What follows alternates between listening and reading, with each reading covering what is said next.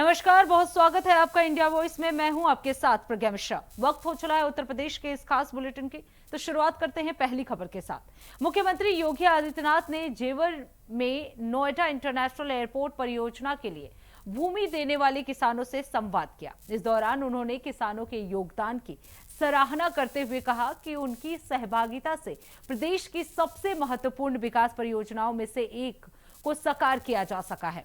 मुख्यमंत्री ने किसानों की समस्याएं और सुझाव भी सुने और उन्हें भरोसा दिलाया कि सरकार उनके हितों की रक्षा के लिए प्रतिबद्ध है। उन्होंने कहा कि नोएडा इंटरनेशनल एयरपोर्ट क्षेत्र के विकास, रोजगार सृजन और बेहतर कनेक्टिविटी का नया केंद्र बनेगा। किसानों ने भी परियोजना को लेकर अपने अनुभव शेयर किए और सरकार का आभार व्यक्त किया। इस दौरान सीएम योगी आदित्यनाथ ने क्या कुछ कहा, चलिए आपको सुनाते हैं। एक ऐतिहासिक दिन है। जेवर के लिए, गौतम बुद्ध नगर जनपद के लिए, पश्चिमी उत्तर प्रदेश के लिए और पूरे प्रदेश और देश के एविएशन सेक्टर के लिए। जब भारत की सबसे अधिक संभावनाओं वाले एक इंटरनेशनल एयरपोर्ट ने अपनी कॉमर्शियल फ्लाइट प्रारंभ की है,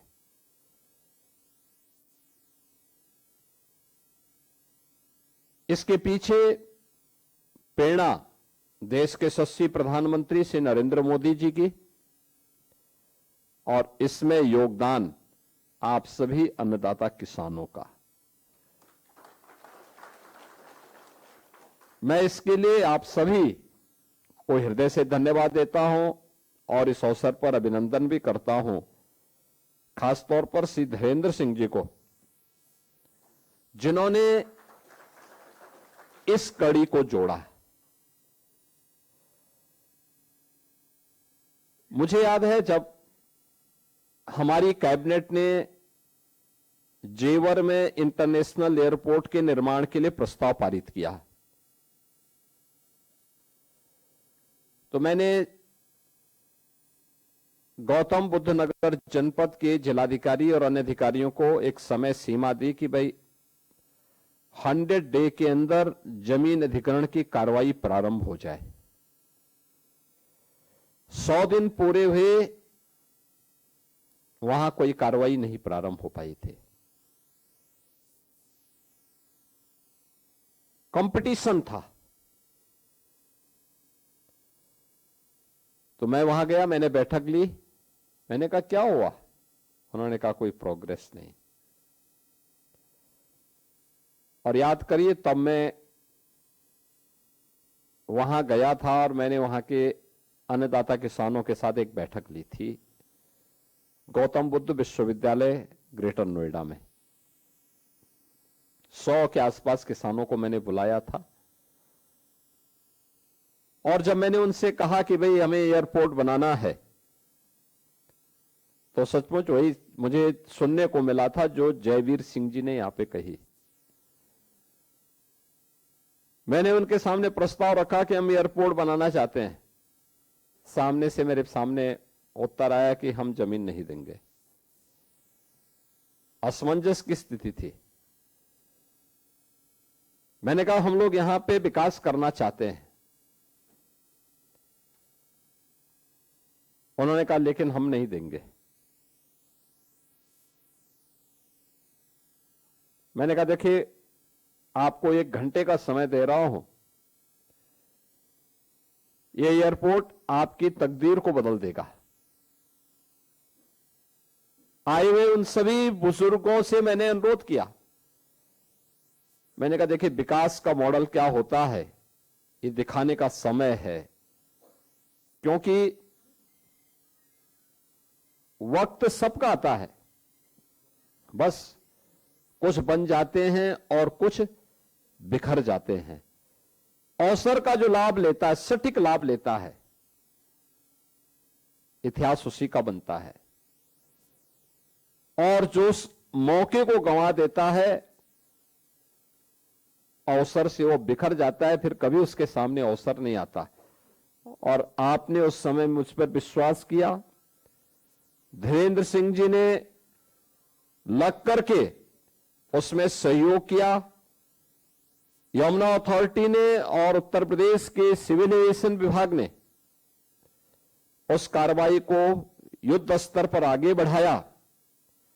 परिणाम है कि 13,000 एकड़ से अधिक भूमि जो 4 फेज में वहां पर एयरपोर्ट बनना है, पहले फेज की कार्रवाई संपन्न होकर के आज नोएडा इंटरनेशनल एयरपोर्ट के रूप में जेवर ने एक नया इतिहास रच दिया है। अब रुक कर लेते हैं अगली खबर की। खबर मऊ से है, जहां आगामी मुहर्रम पर्व को लेकर पुलिस प्रशासन पूरी तरह से अलर्ट मोड पर नजर आ रहा है। मुहर्रम से पहले पूरे जिले में सुरक्षा व्यवस्था कड़ी कर दी गई। पुलिस अधीक्षक कमलेश बहादुर ने बताया कि कानून व्यवस्था बनाए रखने के लिए अतिरिक्त पुलिस बल की तैनाती की गई है और संवेदनशील इलाकों पर विशेष निगरानी रखी जा रही है। पुलिस द्वारा लगातार फ्लैग मार्च और सुरक्षा व्यवस्था की समीक्षा की जा रही है ताकि पर्व के दौरान शांति और सौहार्द का माहौल बना रहे। अधिकारियों का कहना है कि किसी भी तरह की अफवाह या असामाजिक गतिविधि पर कड़ी नजर रखी जा रही है और कानून व्यवस्था से खिलवाड़ करने वालों के खिलाफ सख्त कार्रवाई की जाएगी। प्रशासन ने लोगों से शांति और आपसी भाईचारे के साथ त्योहार मनाने की अपील की है। मुहर्रम का माह प्रारंभ हो रहा है, जिसमें मुख्यतः 7वीं, 8वीं, 9वीं और 10वीं को जुलूस निकाले जाते हैं और मातम और मजलिस की कार्रवाई की जाती है। इसको दृष्टिगत रखते हुए सभी थानों पर जो हमारी पीस कमेटी की मीटिंग है वो चल रही है। काफ़ी जगहों पर मीटिंग्स हो चुकी हैं और जो जनपदीय स्तर की मीटिंग शांति कमेटी की है उसकी भी दिनांक 18 तारीख को मेरे द्वारा और डीएम साहब के द्वारा मीटिंग की जाएगी। जो संवेदनशील स्थान है उनका भ्रमण किया जा रहा है और वहाँ पर पैदल गश्त की जा रही है और जो मुहर्रम के जुलूस हैं उनके शांति व्यवस्था कायम रहे इसके बारे में पर्याप्त ड्यूटियां लगाई जा रही हैं। अगर कहीं कोई बात है तो दोनों लोगों से संवाद भी किया जा रहा है। इसके लिए हमारे अभी जो थाने की जनपद में पुलिस है प्लस 2 कंपनी पीएसी पहले से आवंटित हो चुकी है हमें और वर्तमान में भी हमारे पास पीएसी बल है जिसके साथ हम लोग एरिया डोमिनेशन, पैदल गश्त, भ्रमण की कार्रवाई कर रहे हैं। तो जहाँ पे जो जुलूस हैं वो सभी निर्धारित हैं और हमारी जो बुकलेट है जिसमें कितने कहाँ पर किस थाना क्षेत्र में जुलूस है उनका सारा संज्ञान लिया जा चुका है और उसको दृष्टिगत सभी जगह ड्यूटियाँ लगाई जाएगी और शांति व्यवस्था सुनिश्चित कराई जाएगी और मुहर्रम का जो जुलूस है, अलम है, मजलिसें हैं वो शांतिपूर्वक सकुशल संपादित होंगी, ये सुनिश्चित कराया जाएगा। तो फिलहाल रुकते एक छोटे से ब्रेक के लिए। ब्रेक के बाद जल्द लौटेंगे। देखते रहिए इंडिया वॉइस।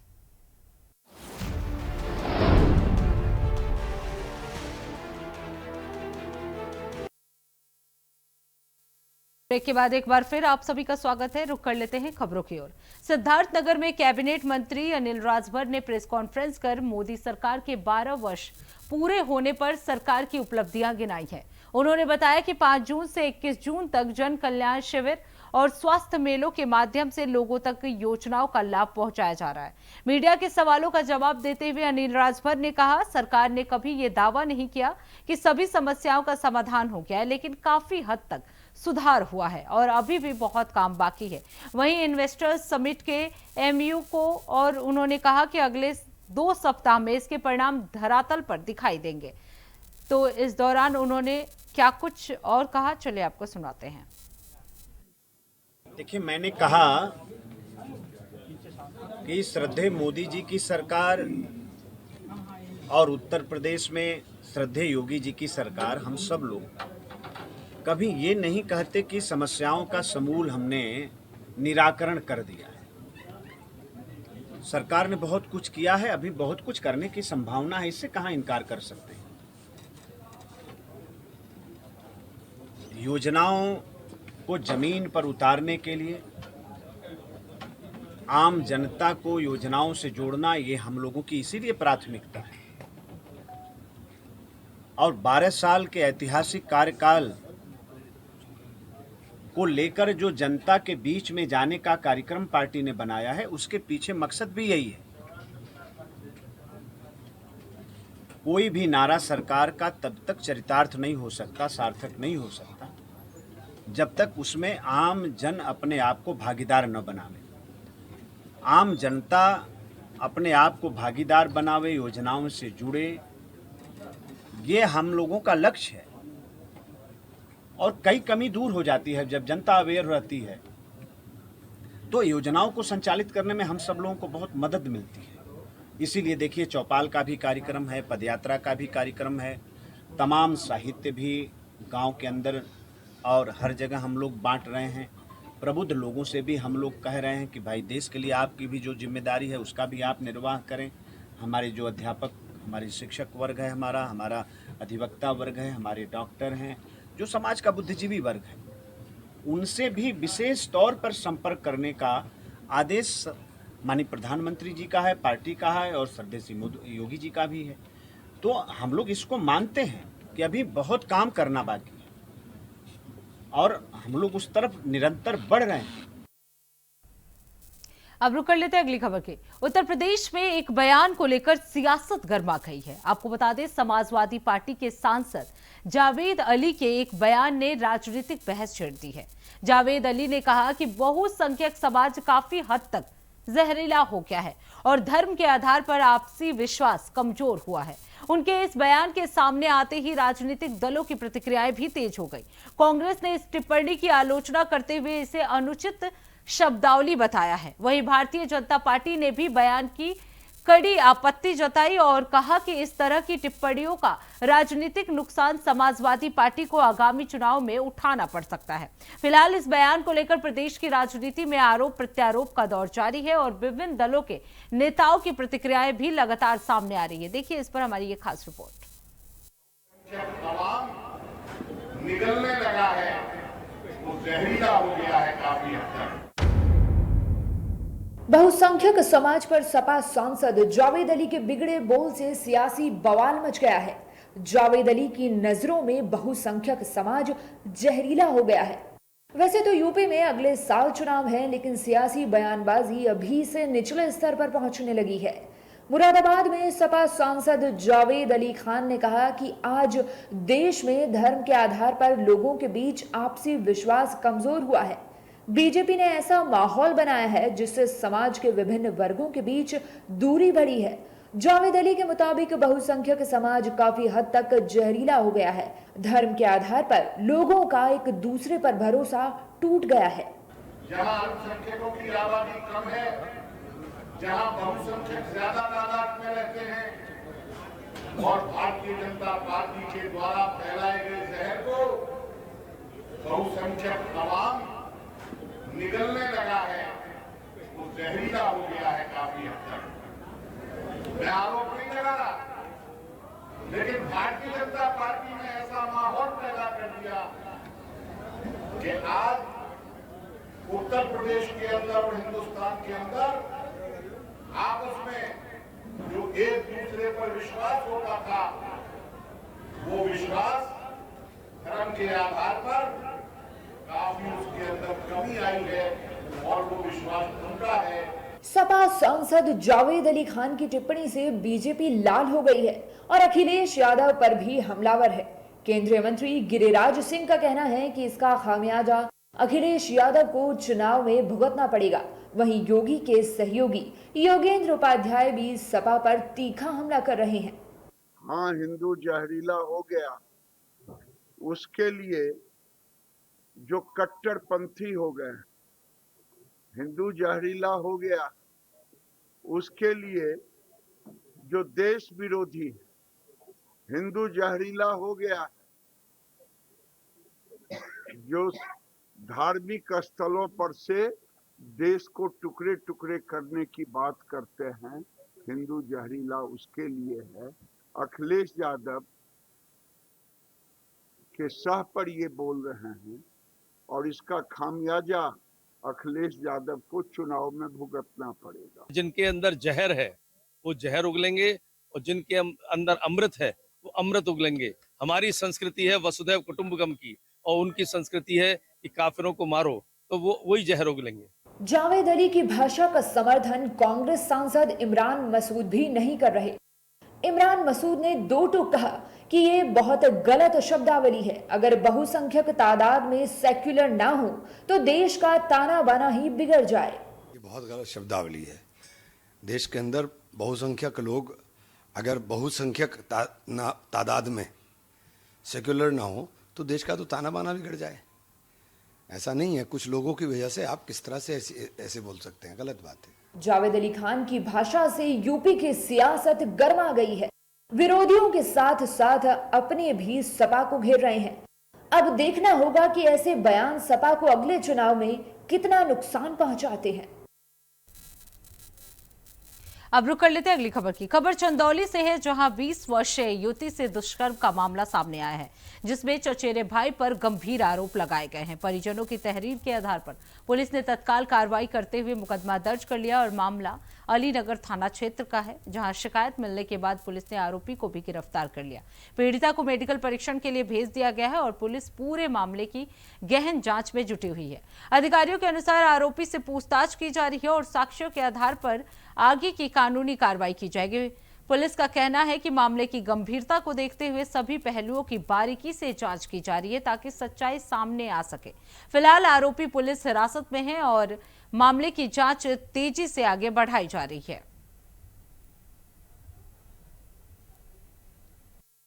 थाना अलीनगर पर सूचना प्राप्त हुई कि एक 20 वर्षीय युवती के साथ उसके ही चचेरे भाई के द्वारा दुष्कर्म किया गया है। परिजनों द्वारा यह बताया गया कि परिवार की अनुपस्थिति में चचेरा भाई उनके घर आता जाता था, जिसके द्वारा यह कृत्य किया गया है। परिजनों द्वारा रात्रि के समय ही इसकी सूचना थाना अलीनगर को दिया गया, जिस सूचना के आधार पर संगत धाराओं में तत्काल अभियोग पंजीकृत कर लिया गया है। आरोपी से पूछताछ की जा रही है तथा पीड़िता को मेडिकल परीक्षण के लिए भेजा गया है। तो इसी के साथ उत्तर प्रदेश के इस खास बुलेटिन में बस इतना ही। देश दुनिया की तमाम बड़ी खबरों के लिए देखते रहिए इंडिया वॉइस। तब तक के लिए नमस्कार।